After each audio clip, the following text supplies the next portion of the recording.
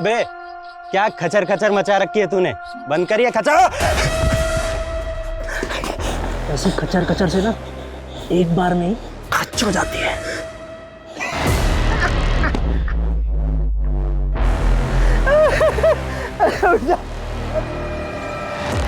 यार तू घबराता है। अब ऐसे घबराएगा तो कैसे काम चलेगा? जानता नहीं हम क्या काम करते हैं। ऐसे घबराएगा तो तेरी जगह किसी और को पार्टनर रखना पड़ेगा मुझे।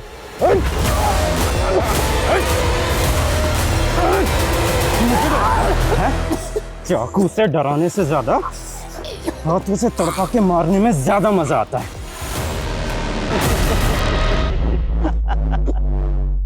अरे क्या हुआ डार्लिंग, डर गई? हाँ, खड़ी हो जा, खड़ी हो जा। हंस दे, हंस दे।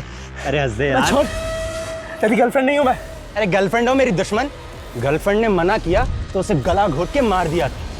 अरे गर्लफ्रेंड को मारा तो क्या, मैंने अपने बाप के सर पे बॉटल दे मारी थी। आज तक पैरालिटिक है, इसलिए बोलता हूँ मेरे से पंगा मत ले।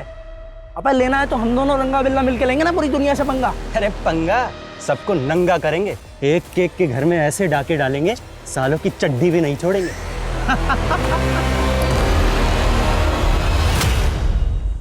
नमस्कार, मैं सोनाली कुलकर्णी क्राइम पेट्रोल सतर्क के इस नए अध्याय में आपका स्वागत करती हूँ। कल, आज और कल ये जीवन का ऐसा चक्रव्यूह है जिसे भेदने में इंसान अपनी पूरी जिंदगी लगा देता है। इंसान का अतीत दुर्भाग्यपूर्ण क्यों न हो, वो चाहे तो अपने वर्तमान और भविष्य को संवार सकता है, लेकिन कुछ लोग अपने गुजरे हुए कल के साये को जीवन भर का अंधेरा मान लेते हैं। ऐसे में कई बार उनका अतीत उन्हें अपराध के गहरे और घिनौने दलदल में घसीट लेता है। वहीं उनका शिकार बने निर्दोष ये समझ ही नहीं पाते कि उनसे चूक कहाँ हो गई। मासी, साड़ी कैसी लगी आपको? साड़ी तो बहुत सुंदर है बिटिया। अब मासी जल्दी से इस साड़ी में अच्छी अच्छी फोटो खिंचवाइए और मुझे भेजिए। हाँ हाँ ठीक है बाबा, भेजती हूँ। Okay, bye. Happy mother's day.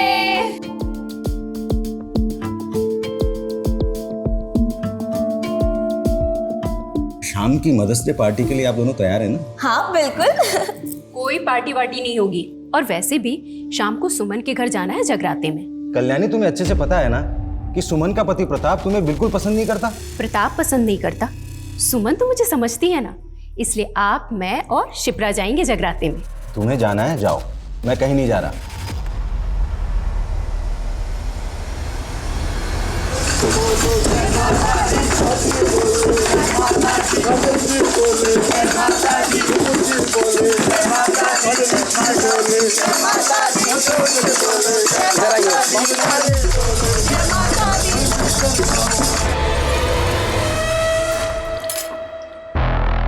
ये देख,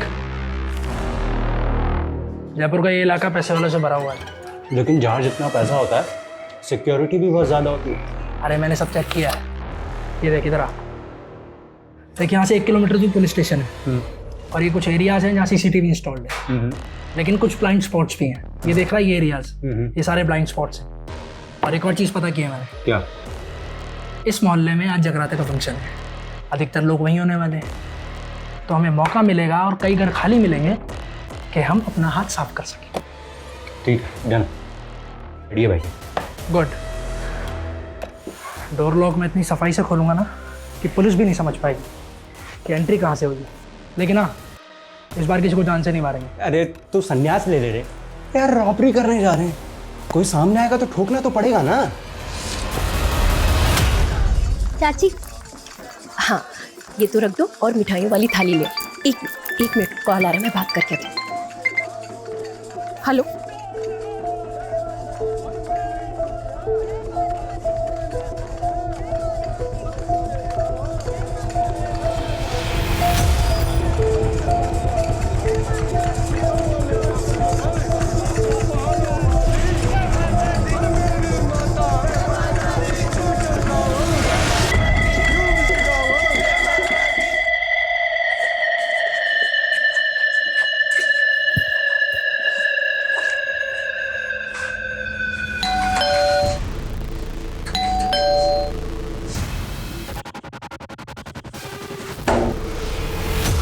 इतनी रात को दरवाजा खुला है, ये लोग भी ना बहुत लापरवाही हैं।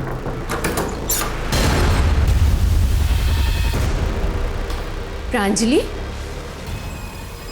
प्रांजलि बेटा,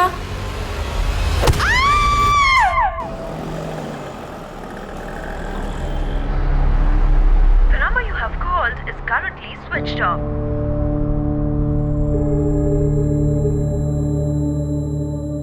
The number you have called is currently switched off.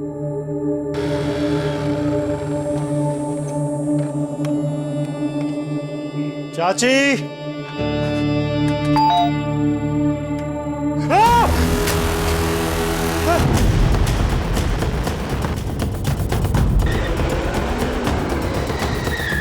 आइए सर। सर मैंने आपको फोन किया था सर।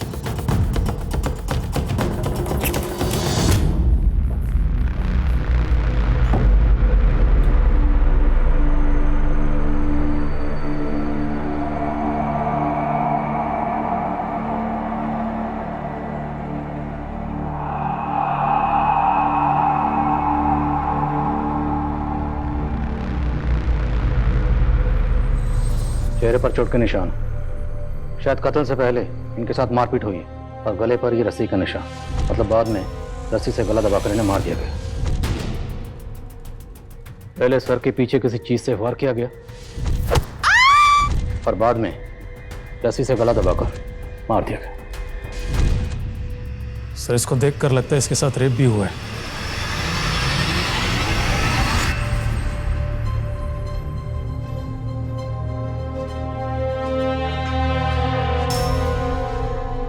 इनकी बॉडी पे कहीं भी कोई और एक्सटर्नल इंजरीज के मार्क नहीं है। She was pregnant.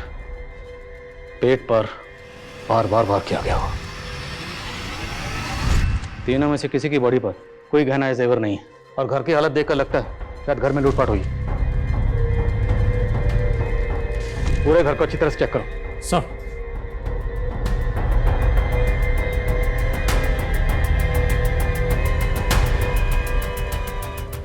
आप कौन हैं और ये लोग आपके क्या लगते हैं? सर मेरा नाम तेजस है सर, और ये मेरे फ्रेंड ऋषि की फैमिली है सर। सर वो मुंबई में अपनी पत्नी चंचल के साथ रहता है। उसकी छोटी बहन प्रांजलि की शादी होने वाली थी, तो बस वो भी आने वाला था सर। सर उसी ने मुझे फ़ोन किया। तेजस, अरे यार मेरे घर पे किसी का फ़ोन नहीं लग रहा यार, ना मम्मी ना पापा ना किसी का भी। तो एक काम करना, तू घर पे होके आना। लेकिन हमें तो घर से कोई फ़ोन नहीं मिला। आपकी आखिरी बात कब हुई थी इनसे? सर कल ही हुई थी सर। चाची ये ऋषि ने कहा था कि बॉक्स आप तक पहुंचा दो। अंकल और प्रांजलि अंदर ही हैं। हाँ। हम लोग पड़ोस में जगराते में जा रहे हैं। हाँ सर, चाची जी और शिप्रा कल रात को हमारे घर आए थे जागरण के लिए, और उसके बाद चाची जी के पास कोई कॉल आया और वो चली गई। सर थोड़ी देर बाद में शिप्रा के पास भी कोई कॉल आया था। हाँ ठीक है, आते हूँ। और वो भी चली गई थी। और सर शिप्रा ना थोड़ी सी अनकंफर्टेबल सी लग रही थी। तो कल्याणी और शिप्रा दोनों को किसी ने कॉल किया, उसके बाद दोनों घर वापस चली गई? जी सर। कॉल किसने किया था? सर शायद देवेंद्र चाचा या प्रांजलि में से किसी ने किया होगा, क्योंकि वो दोनों हमारे यहाँ जागरण में नहीं आए थे।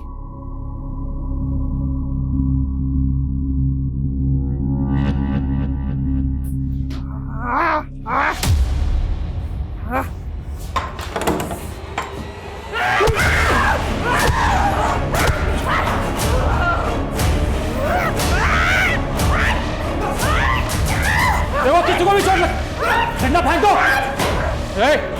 कौन है ये? देखो पकड़ो सर में डंडा खींच।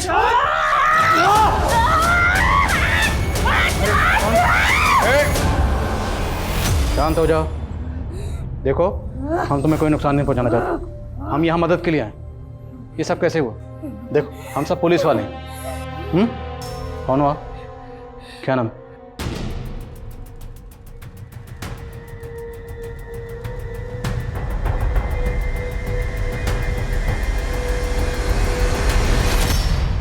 है कौन ये लड़की? पता नहीं सर। सर मैं तो इन लोगों को 10 साल से जानता हूँ, और पिछले 2 साल से तो ये लोग अजमेर में थे, मैं भी वहीं था सर। पर इस लड़की को मैंने पहले कभी ऋषि के घर में नहीं देखा सर। नहीं सर, हमने कभी इस लड़की को इस घर में नहीं देखा। हो सकता है कहीं बाहर से घुस आई हो, क्योंकि इस एरिया में भी कभी नहीं देखा इसको।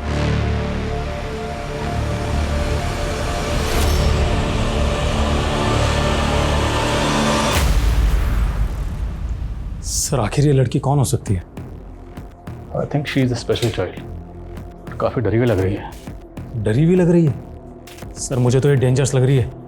देखा नहीं आपने कैसे इसने पूरी टीम पर अटैक कर दिया, और सर इसके कपड़ों पर खून भी है। सर मुझे तो लगता है इसने इन सबको मारा होगा। Pandey Pandey Pandey, do not jump on any conclusion so fast. इतनी जल्दबाजी ठीक नहीं है। हो सकता है इसने ये जुर्म किया, पर यह भी तो मुमकिन है कि इसने सारा जुर्म खुद अपनी आंखों से देखा, इसलिए डर के मारे हड़बड़ा के इस तरह बिहेव कर रही है।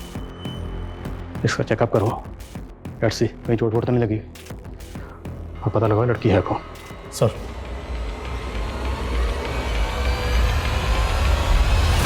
बहुत बड़बड़ कर रही थी पुलिस के सामने तू, हैं? सब कुछ याद रहता मैडम को, लेकिन ये याद नहीं रहता कि पति ने सुबह से नाश्ता किया है कि नहीं। जा नाश्ता लेके आ। अरे मुंह क्या ताक रही है, नाश्ता लेकर आ। जागरण की रात कहाँ गए थे आप?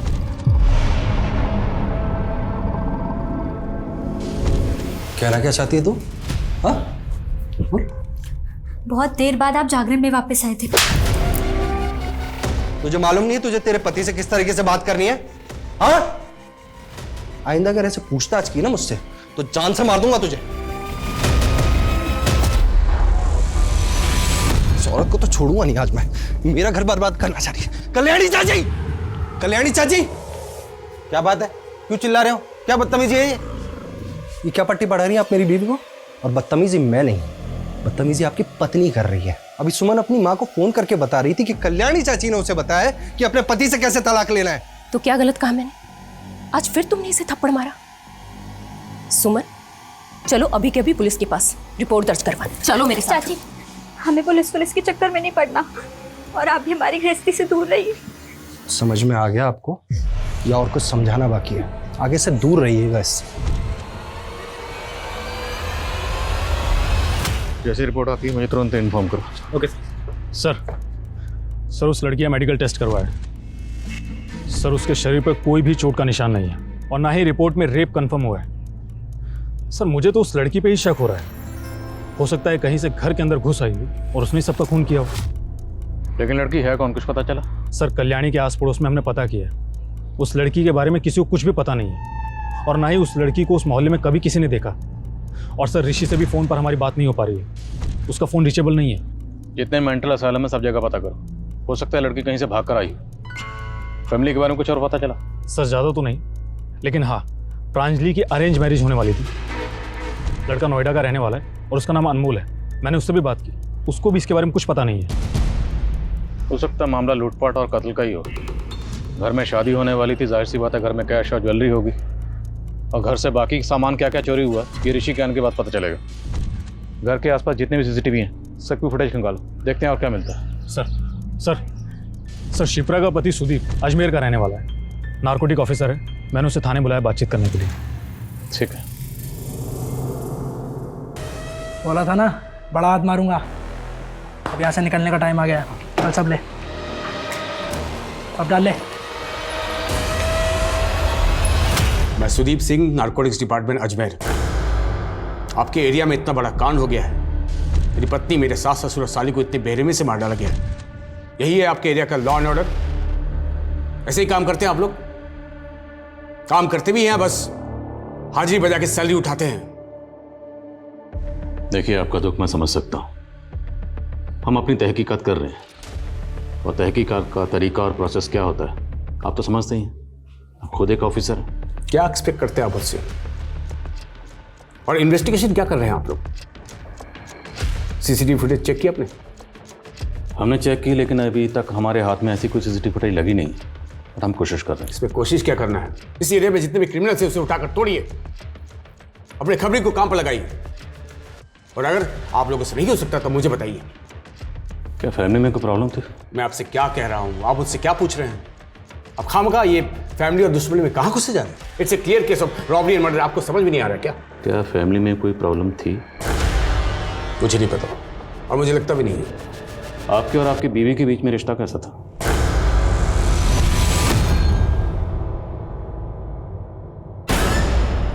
ये क्या रोज रोज का तमाशा है तुम्हारा?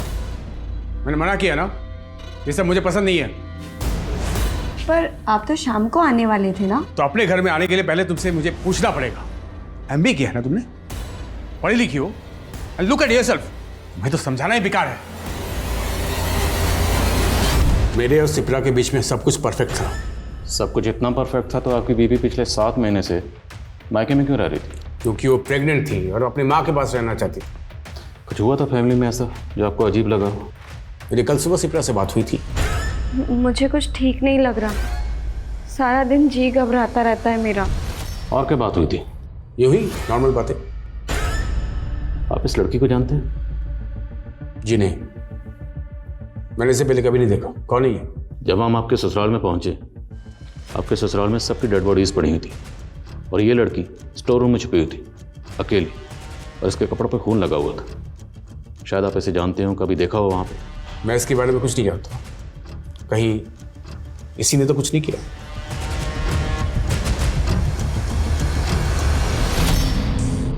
बोलो, कौन हो आप? नाम क्या है? कुछ बोलती क्यों नहीं?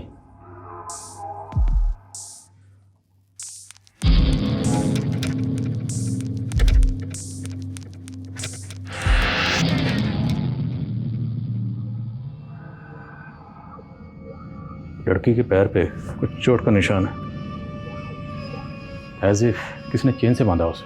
बिल्कुल सर, क्योंकि हमें कल्याणी और देवेंद्र के घर से लोहे की चैन मिली थी।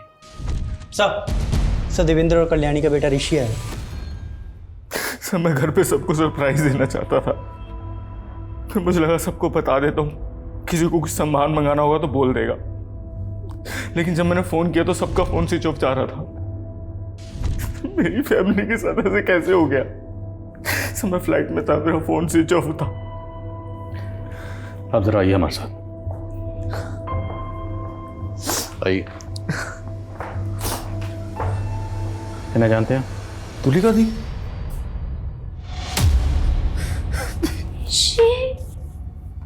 ये सब क्या हो गया? ये सब कैसे हो गया? कैसे हो गया? मेरी बड़ी बहन तुलिका। नहीं मैं यही हूँ दी, मैं यही हूँ, घबराना मत। मैं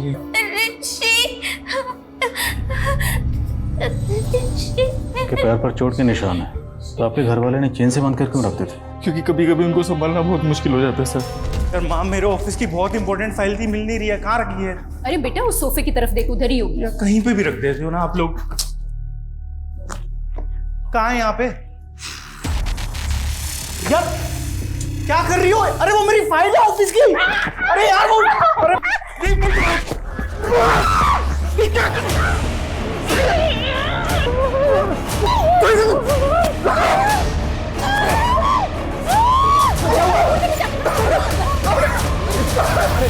देखिए, जब हम आपके घर पहुंचे वहाँ आपके सब घर वालों की डेड बॉडीज थी, सिर्फ ये स्टोर रूम में थी और इनके कपड़ों पर खून लगा हुआ था। तो मैं आपसे एक बात पूछना चाहता हूँ, क्या ऐसा मुमकिन है कि सब घर वालों को इन्होंने मारा? नहीं सर, कैसी बात कर रहे हैं सर आप? सर घर में चोरी हुई है ना, लेकिन इनकी हालत देख के आपको लगता है कि ये सब दी ने किया होगा? हर इंसान अपनी जिंदगी में बहुत से राज छुपाए होता है, जिसके बारे में उसके अलावा किसी और को कुछ पता नहीं होता। कल्याणी, जो खुले विचारों की एक आदर्शवादी महिला थी, भले उसने अपनी ही बेटी की जिंदगी को एक राज कैसे बना दिया। कल्याणी और देवेंद्र के परिवार का ये सच जानकर पुलिस अचंभे में थी, लेकिन अभी तो उनके सामने और ऐसे राज आने बाकी थे जो पुलिस क्या, किसी भी इंसान के होश उड़ा दे।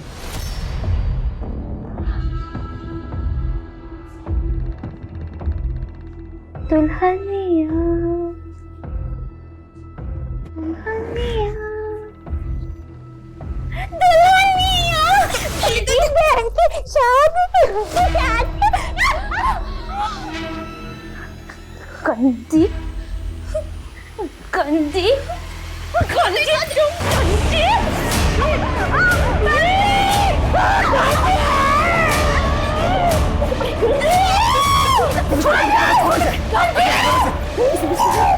इसने सुन लिया ना तो सारा गुड़ कवर हो जाएगा। प्रांजलि बेटा, वो लेको, बांध इसको।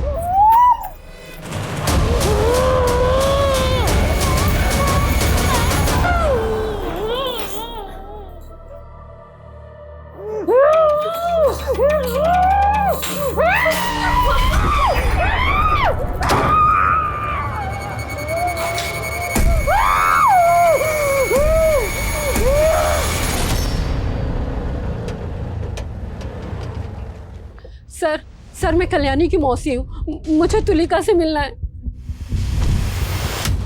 सर ये अमरनाथ जी हैं, कल्याणी के मोहल्ले में एनजीओ चलाते हैं। सर कल्याणी ने अपने बच्चों को बहुत अच्छे से पढ़ाया लिखाया था और वो नहीं चाहती थी कि तुलिका अनपढ़ रह जाए, इसलिए उसने मुझे तुलिका को पढ़ाने के लिए घर पे बुला लिया। वो मुझे और मेरे स्टाफ को अच्छे से जानती है। हम तो सिर्फ इतना चाहते हैं सर कि जब तक ये केस सॉल्व ना हो जाए तब तक तुलिका अपनी नानी के साथ हमारे एनजीओ में ही रहे। सर क्या हम तुलिका से मिल सकते हैं? जी। तुलिका, नानी, नानी, बस सर क्या हम तुलिका को अपने साथ ले जाएं? ठीक है।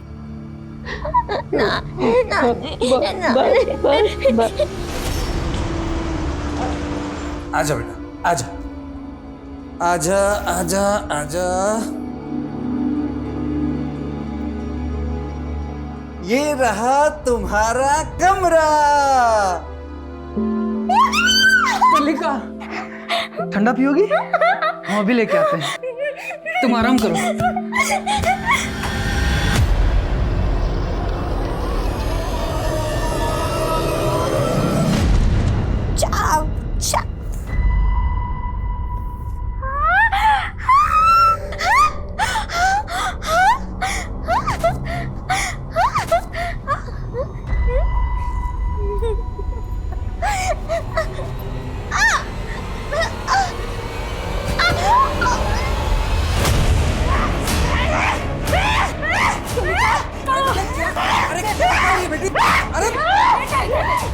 क्या हुआ बेटा?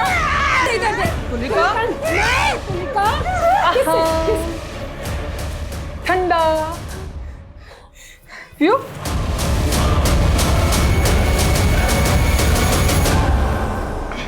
अच्छा लगा? Sir postmortem report. Sir report के मुताबिक सबसे पहले कल्याणी, शिप्रा और प्रांजलि को मारा गया था और उन तीनों को मारने करीब 3 घंटे बाद देवेंद्र की मौत हुई थी। तो मतलब देवेंद्र को 3 घंटे तक जिंदा रखा गया, आखिर क्यों? एक बात और सर, देवेंद्र की बॉडी पे चोट के बहुत से निशान हैं, कुछ नए तो कुछ पुराने।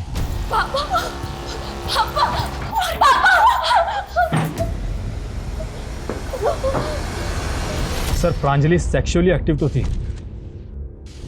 लेकिन उसके साथ में रेप नहीं हुआ था। पूरी फैमिली को तड़पा तड़पा के मारा गया। पर ताज्जुब की बात है, तुलिका को नुकसान नहीं पहुंचाया गया। सर तुलिका हमें स्टोर रूम में मिली थी, हो सकता है किलर ने उसे देखा ही ना हो। 3 घंटे तक ना देखा हो, कातिल वहां पर 3 घंटे तक था। सर ये भी तो हो सकता है कि ये पूरा मामला लूटपाट का ही हो और हमें भटकाने के लिए सब किया गया हो, क्योंकि सर उसी रात को उस एरिया में एक चोरी भी हुई थी। सर घर का ऑनर इंडिया में नहीं रहता है, लेकिन गार्डन की सफाई करने के लिए माली कभी कभी वहाँ पर जाता है। जब कल वो वहाँ पर गया था तो ताला टूटा हुआ दिखा था उसे। मुमकिन है। कातिल तक पहुँचने का हमारे पास एक रास्ता है और वो है ज्वेलरी जो प्रांजलि ने पहन रखी है।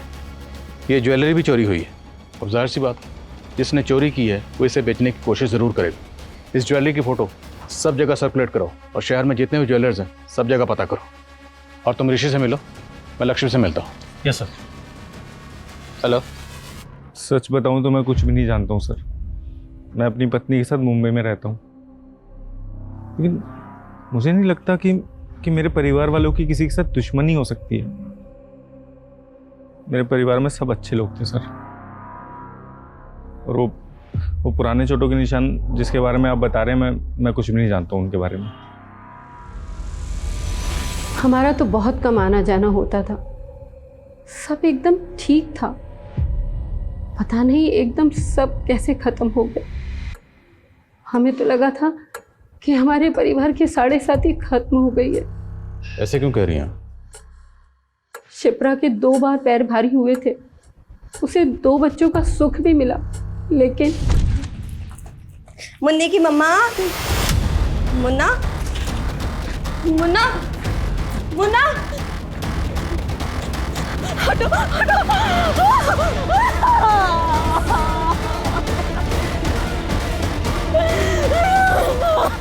ये एक बार नहीं 2 बार हुआ था।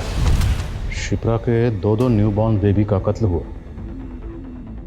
किसने मारा था उन्हें? कुछ पता नहीं सर, पुलिस अभी भी पता करने की कोशिश कर रही है।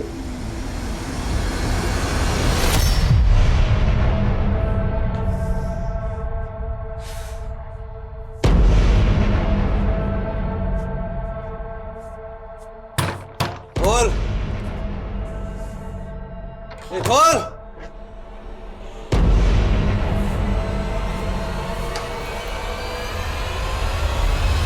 हाँ, मेरे दोनों न्यूबॉर्न बेबी के एब्डक्शन और मर्डर हुए थे। एक 3 साल पहले, एक 2 साल पहले। पर यह बात आपने हमें पहले नहीं बताई। क्यों? क्योंकि मैं देखना चाहता था कि आप अपनी इन्वेस्टिगेशन अच्छे से कर भी रहे हैं या नहीं। तो देख लिया आपने? मतलब आप हम पर शक कर रहे हैं? लोगों पर शक करना मेरा काम है। हमारा भी। हमने आपकी पूरी तफसील निकाल ली है। सुना है बड़े ऊंचे शौक है आपके। Red light area, high and prostitute, सब जगह आना जाना। मैं नार्कोटिक्स में हूँ। ऐसे लोगों से कनेक्शन बनाना मेरा काम है। आपके और आपकी बीवी के दरमियान जो झगड़े होते हैं, लड़ाइयाँ होती थी, उसकी खबर पूरे पड़ोसियों को है। क्यों? आपकी अपनी पत्नी से लड़ाई नहीं होती? होती है, लेकिन वजह वो नहीं होती जो शायद आपके और आपकी बीवी के बीच थी। अच्छा जल्दी से छुप जाओ, मैं 5 तक गिनूंगी। 1 2 3 4 5।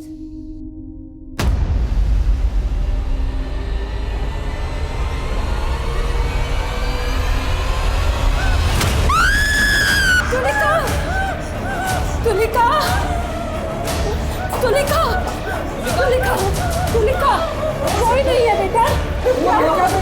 किससे? क्या हुआ? क्या हुआ? देखो, कोई नहीं है वहाँ।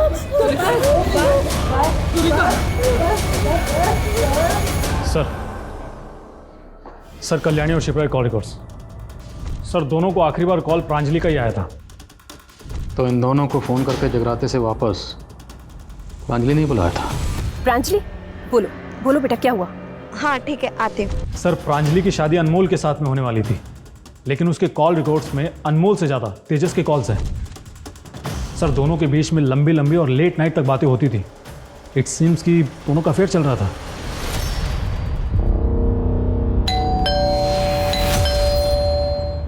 क्या हुआ? लगता है कोई है। तुम एक काम करो, जल्दी से वॉशरूम में छुप जाओ। जाओ, जल्दी जाओ।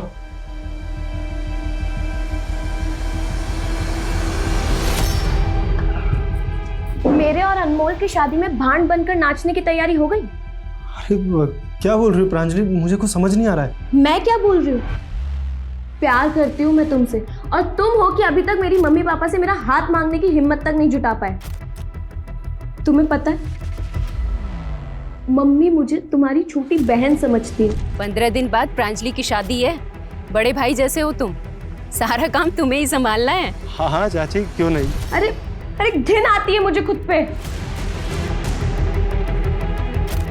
अरे बाबा, तुम पे इतना गुस्सा सूट नहीं करता है।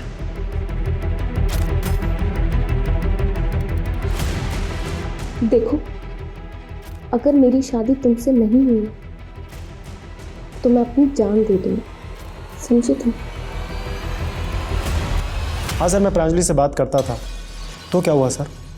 ऋषि बाहर रहता था, तो दोस्त होने के नाते मेरे कुछ तो फर्ज बनते थे उसकी फैमिली के लिए। प्रांजलि मेरी बहन जैसी थी सर। कोई अपनी बहन को होटल के रूम में बुलाता है। जिस होटल में तुमने फ़ोन करके रूम बुक किया था ना, सबकी डिटेल है हमारे पास।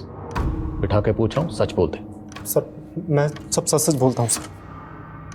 सब मेरा और प्रांजलि का अफेयर चल रहा था, लेकिन 1 साल पहले ही सर हमारा ब्रेकअप भी हो गया था। पर बातचीत का सिलसिला तो बंद नहीं हुआ था, मिलना जुलना भी बराबर चल रहा था। हाँ सर, मिल रहे थे हम सर, लेकिन मैं सिर्फ उसे टाइम दे रहा था ताकि वो मूव ऑन कर सके। जैसे तुम मूव ऑन करके किसी और के साथ।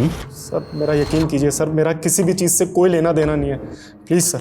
ठीक है, जाओ, नजर रखो इस पे। इस केस में कौन सच बोल रहा है कौन झूठ बोल रहा है किसी का भरोसा करना बिल्कुल मुश्किल है।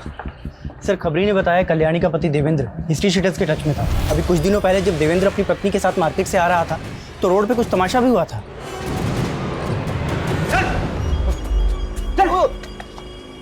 आ गए, बच्चे की पढ़ाई के लिए पैसा उधार लिए थे और डकार मार कर बैठ गए। उज्जवल भाई, मैं आपके सारे पैसे लौटा दूंगा। अच्छा, कैसे लौटाओ? मकान गिरवी रख करके पैसा चुकाने की बात कही थी। कहने को तो बड़े बिजनेसमैन हो, लेकिन बैंक बैलेंस एकदम जीरो है। अब तो मकान भी गया। अबे कैसे चुकाएगा हमारे पैसे? मुझे थोड़ा वक्त दो उज्जवल भाई।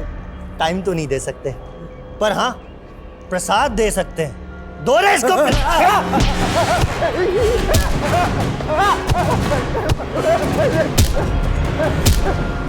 रुको रे। एक हफ्ते का टाइम है तेरे पास, उसके ऊपर एक दिन भी नहीं।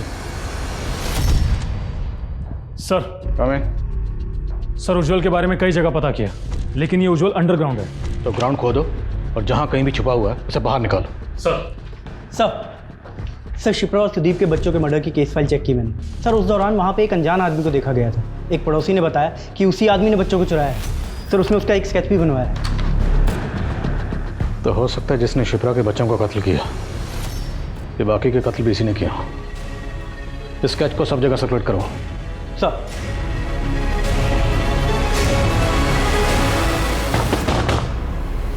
तेजस!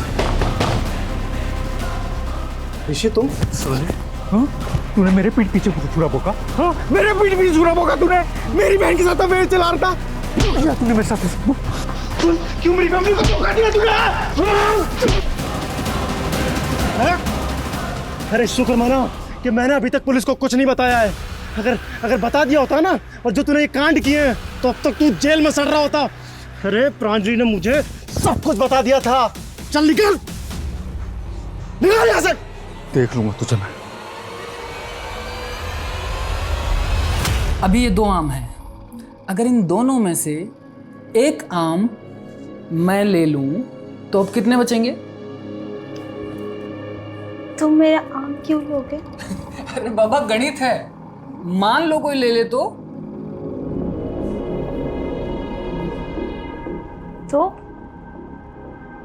तो मैं गले में ऐसे रस्सी डालकर जोर से खींच दूंगी, जैसे माँ के साथ हुआ। नहीं तो पैसे से मार के मार दूंगी, जैसे शिप्रा दीदी के साथ हुआ। तो कपड़े खोल के गले में रस्सी डाल के खींच दूंगी, जैसे प्रांजलि के साथ हुआ। जो तुलिका को परेशान करेगा, तुलिका उसको डिशम कर डालेगी। तुलिका ये सब तुम क्या कह रही हो?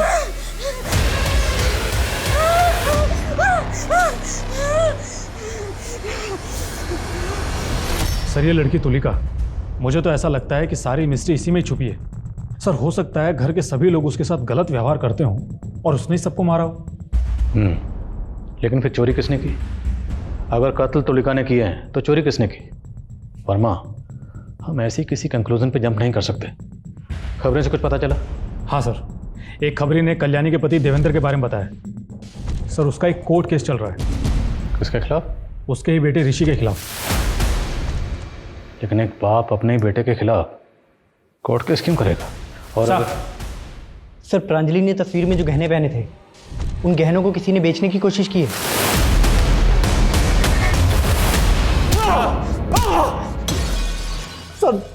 सर मैं सच कह रहा हूँ सर, मैंने किसी को नहीं मारा है सर। तूने कुछ नहीं किया तो गहने तेरे पास कहाँ से आए? सर गहने? सर वो तो खुद मुझे प्रांजलि ने दिए थे और कहा था कि अगले दिन वो मुझे 1 बजे मिलेगी। लेकिन सर उसी दिन सुबह सुबह मेरे पास ऋषि का फोन आया। हाँ ऋषि? अरे यार मेरे घर पे किसी का फोन नहीं लग रहा है यार। तू एक काम करना, तू घर पे होके आना। और जब मैं वहां जाकर मैंने देखा तो ये ऐसे नहीं बोलेगा, इसकी अच्छे से मरम्मत करो। सर अगर आपको ऐसा लगता है कि सबका खून तेजस ने ही किया है तो फिर उसने तुलिका को क्यों छोड़ दिया? देखते हैं, पहले ऋषि को बुलाओ। सर आप लोगों ने मुझे क्यों पकड़ा है? मैंने तो कुछ भी नहीं किया। ये फाइल हमारे लॉयर ने दी है। तुमने अपने बाप के पुश्तैनी घर के जाली कागज बनाकर उस घर को बेच दिया था। सर मेरी वाइफ चंचल बहुत अमीर घर की बेटी है। मैं उसके आगे फ्लॉन्ट करता था कि मेरे पापा के पास बहुत पैसा है, लेकिन सर जब मेरी शादी तय हुई तो मैंने चंचल को सब कुछ सच सच बता दिया और उसको कोई प्रॉब्लम नहीं थी क्योंकि मेरी जॉब अच्छी चल रही थी।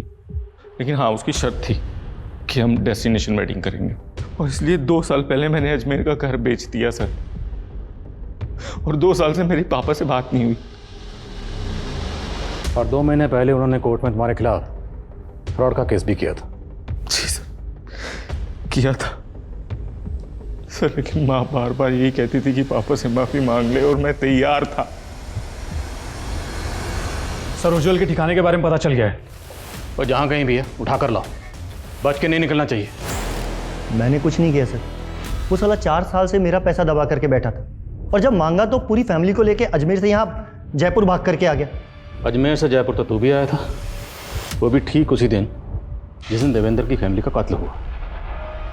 जिस दिन उनका कत्ल हुआ उस दिन तेरी और तेरे साथ जो लोग थे उनके फ़ोन की लोकेशन उसी एरिया में थी। हाँ सर, मैंने उसे उठाया था और अपने अड्डे पे ले जाके उसे अच्छे से तोड़ा, लेकिन सर उसे 3 घंटे के बाद मैं उसे वहीं उसके घर के बाहर छोड़ दिया था सर। ना तो तूने उसे उठाया, ना कहीं लेकर गया, ना कहीं छोड़ा। तू 3 घंटे उसके घर पर ही था। कल्याणी और शिप्रा घर पर नहीं थी, इसलिए तूने परांजलि के फ़ोन करके उन्हें घर पर बुलाया। उनके लौटने के बाद इस सर पर वार किया और रस्सी से गला दबाकर कल्याणी को मार दिया। शिप्रा प्रेग्नेंट थी, फिर भी तूने उसके साथ हैवानियत की। और परांजलि, तूने उसके कपड़ों को बिखेरा ताकि ये लगे कि उसके साथ रेप हुआ है। और ये सारा ड्रामा तुमने किया देवेंद्र की आंखों के सामने पूरे 3 घंटे। और 3 घंटे ये सब करने के बाद जब तेरे दिल में ठंडक पहुंची, उसके बाद तूने देवेंद्र को भी मार दिया। मैंने कुछ नहीं किया सर। वर्मा, करो मरम्मत इसकी। अरे सर मैंने कुछ किया।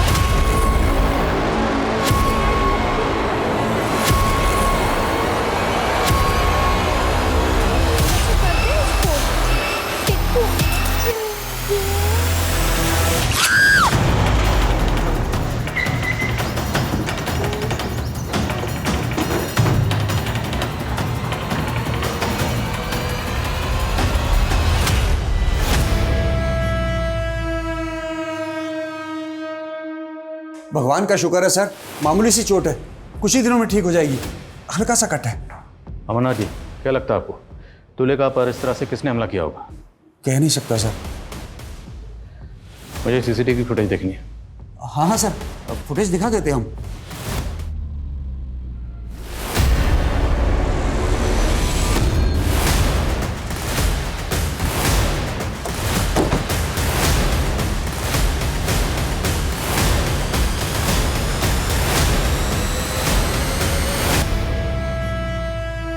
सर ये तो मर चुका है।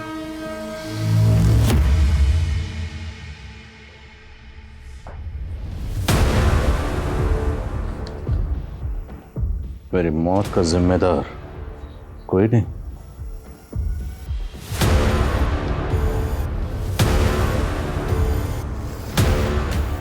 ये खुदकुशी नहीं, कत्ल। गले पे मार्क तो किसी ने गला दबा के मारा। वर्मा, आसपास चेक करो, कोई सीसीटीवी है? पांडे, पूरे घर की तलाशी लो। सर।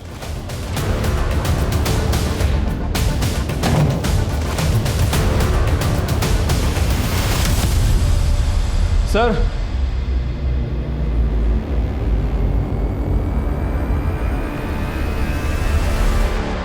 पता करो, क्या यहाँ कोई इलेक्ट्रिशियन आया था या क्या सुदीप ने किसी इलेक्ट्रिशियन को कॉल किया था? लेकिन सर मुझे एक बात समझ में नहीं आ रही है, सुदीप ने तुलिका पर अटैक क्यों किया? शायद तुलिका इसका जवाब दे पाए। तुलिका, सुदीप, तुम्हारे जीजू, बोलो क्या किया था इन्होंने तुम्हारे साथ? बोलो क्या किया था? बोलो।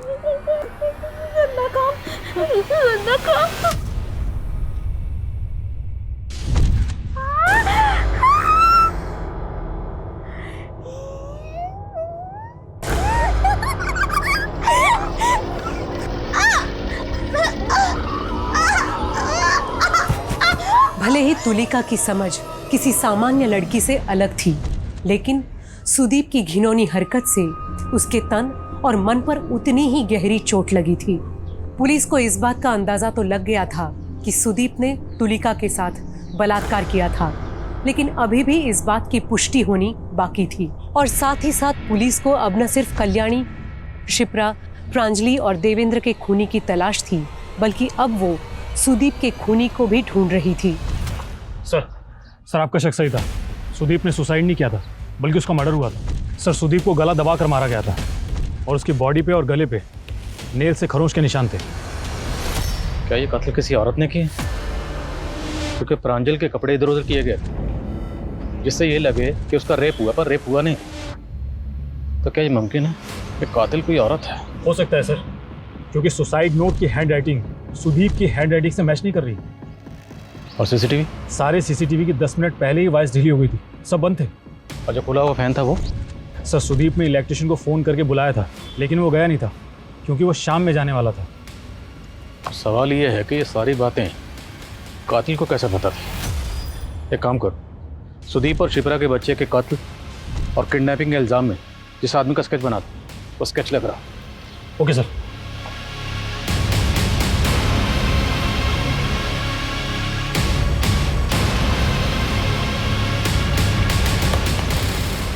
ये अब ज़रा इस फोटो की फेस मैपिंग करो स्केच के साथ।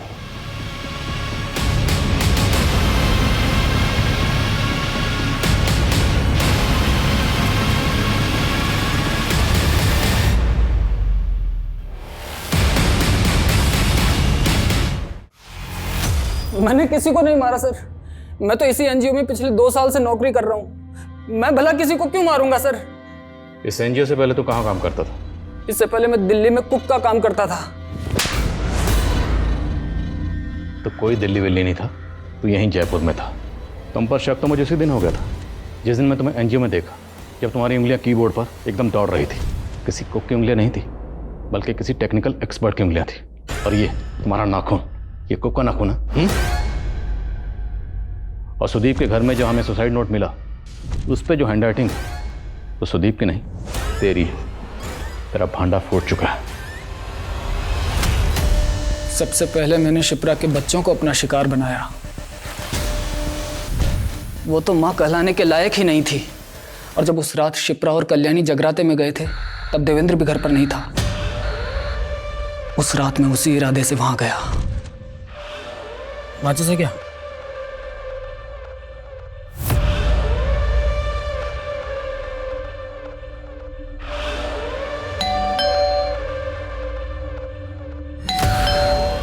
योगी भैया, योगी भैया, योगी भैया, कौन लगा?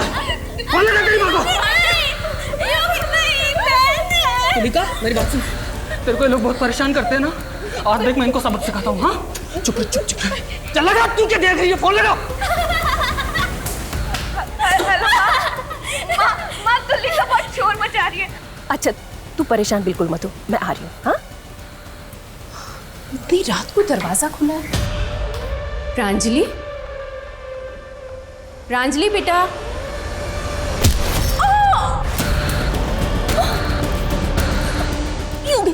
हाँ मैं।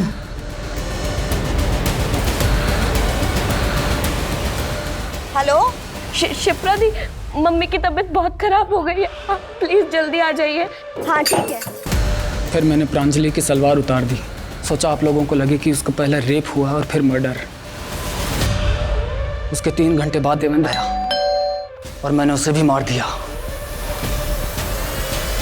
मुझे तुलिका ने खुद बताया था कि सुदीप ने ही उसका रेप किया है। गंदा चीजा, क्यों लगते चीजा गंदा, गंदा चीजा। मैंने सुदीप का फोन हैक किया था। उससे पता चला कि उसने इलेक्ट्रिशियन बुलाया है और मैं इलेक्ट्रिशियन बनके उसके घर पर चला गया और फिर मैंने उसे भी मार दिया। अब ये बता, तूने उन सबको क्यों मारा? बोलेगा या पहले मार खाएगा? जिसे किस्मत ने इतना मारा हो उसे आप क्या मारेंगे सर? हमारी तो पैदाइश ही गाली थी। तभी तो पैदा करते ही छोड़ दिया कल्याणी और देवेंद्र ने मरने के लिए। मतलब ये कि कल्याणी और देवेंद्र ही हमारे माता पिता थे। सर, कल्याणी और देवेंद्र एक दूसरे को कॉलेज के दिनों से प्यार करते थे, लेकिन जीजाजी को ये रिश्ता बिल्कुल पसंद नहीं था। तभी कल्याणी को पता लगा कि वो माँ बनने वाली है। जीजाजी ने बच्चा को गिराने की बहुत कोशिश की, लेकिन कल्याणी की जान को खतरा था, इसीलिए उन्होंने बच्चा होने का इंतज़ार किया। और बच्चा होने के बाद कल्याणी से झूठ बोला कि मरा हुआ बच्चा पैदा हुआ है। उसके 1 साल बाद जीजाजी की दिल का दौरा पड़ने से मौत हो गई और फिर दोनों की शादी हो गई। लेकिन हमें नहीं पता था कि कल्याणी का बड़ा बेटा जिंदा है। मेरे नाना जी ने मुझे अनाथ आश्रम में छोड़ दिया था। बहुत मुश्किल से माँ बाप का पता मिला था। मैं तो शुरू से ही उनसे नफरत करता था सर, बचपन से। लेकिन उन्हें जब पहली बार देखा तो मेरा मन पिघल गया। सोचा छोड़ देते हैं। अरे आइए योगी जी, आइए बैठिए। वो तुलिका अभी नाश्ता कर रही है, अभी बुलवाता हूँ। ये भी ना बहुत चिल्लाने लगी है, आपको चाहिए? अरे एक मिनट आप बैठी, मैं देखता हूँ।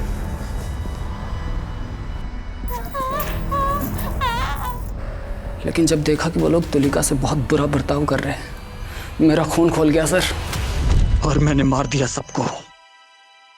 मेरी बहन तुलिका कितनी प्यारी है ना, मासूम, एकदम पवित्र।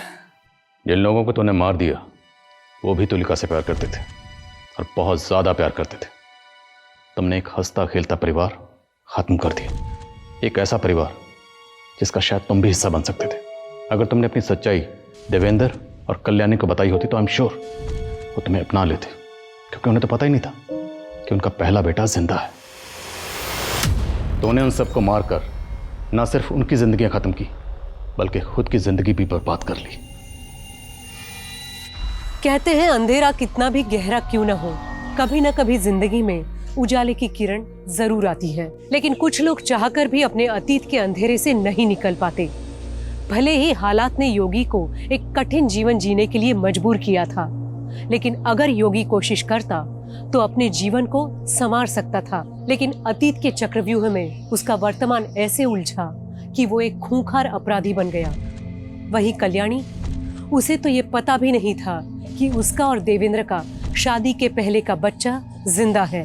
हम में से हर इंसान अपनी अपनी जिंदगी में कोई ना कोई लड़ाई लड़ रहा है। जिंदगी मुश्किल है, किसी के लिए कम, किसी के लिए ज्यादा, लेकिन इसका मतलब ये नहीं कि हम अपराध का सहारा लेकर अपने दुख और परेशानी से निकलने की कोशिश करें। और सबसे जरूरी बात यह है कि बदले से किसी का भला नहीं होता। तो गुजरे हुए कल और आने वाले कल में जीना छोड़कर आज को मुस्कुराकर गले लगाइए। इसी के साथ मैं सोनाली कुलकर्णी आपसे विदा लेती हूँ। फिर होगी आपसे मुलाकात क्राइम पेट्रोल सतर्क जस्टिस रीलोडेड में एक नए केस के साथ। तब तक अपना और अपने परिवार का ख्याल रखिए। आप जानते हैं हम सब एक मुश्किल दौर से गुजर रहे हैं। कृपया मास्क और सैनिटाइजर इस्तेमाल करना ना भूलें। साथ ही सोशल डिस्टेंसिंग बनाए रखें। देखते रहिए क्राइम पेट्रोल सतर्क। जय Hind. For more updates, subscribe to our channel, click the show links and enjoy watching the videos.